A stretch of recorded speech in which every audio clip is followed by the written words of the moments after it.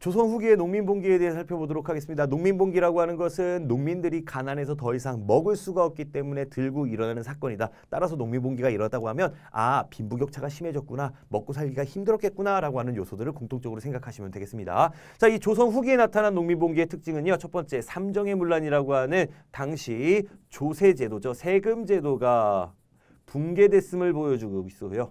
세금 제도가 붕괴됐구나라고 하는 요 문제, 그 다음에 자연재해와 전염병까지 겹치자 생활이 어려워졌기 때문입니다. 그래서 농민들은요, 적극적으로 세금 납부하는 거부하는 항조라는 것과 관할을 습격하거나 또는 괴서라고 하는 익명의 글을 벽에 붙이는 등 불만을 표출하기도 했습니다. 정부는 이런 문제를 해결하기에 암행어사를 파견했지만 큰 효과는 거둘 수 없었다라고 기억해 주시면 됩니다. 효과는 크게 나타나지 않았었습니다.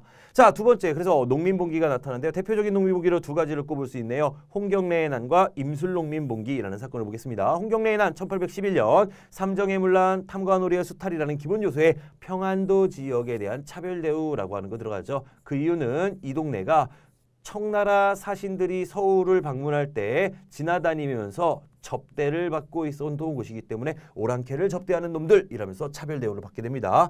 자, 그래서 몰락양반이었던 홍경래라고 하는 사람을 주도로 이제 농민봉기가 일어나게 됐고, 이들이 한창 힘을 쓸 땐 청천강 이북 지역을 장악하는 등 세력을 보이기도 합니다. 하지만 내부에서 분열이 벌어지게 되고, 내부 분열이 항상 벌어집니다. 내부 분열로 인해서 세력이 약화되자 정주성 싸움에서 관군에게 지면서 진압당하게 됐던 사건이 홍경래의 난이라는 사건입니다. 자, 두 번째, 임술농민봉기의 임술은요, 이 1862년이라는 해의 이름입니다. 이 해가 임술년이라는 해에 전국적인 규모의 농민봉기가 일어났다라고 해서 임술농민봉기라고 붙입니다. 자, 삼정의 문란 그리고 탐관오리의 수탈 그대로 있고요. 이 동네에서 시작되게 된 배경은 경상우병사였던 백낙신이라는 사람의 학정을 그 이유로 삼게 됩니다.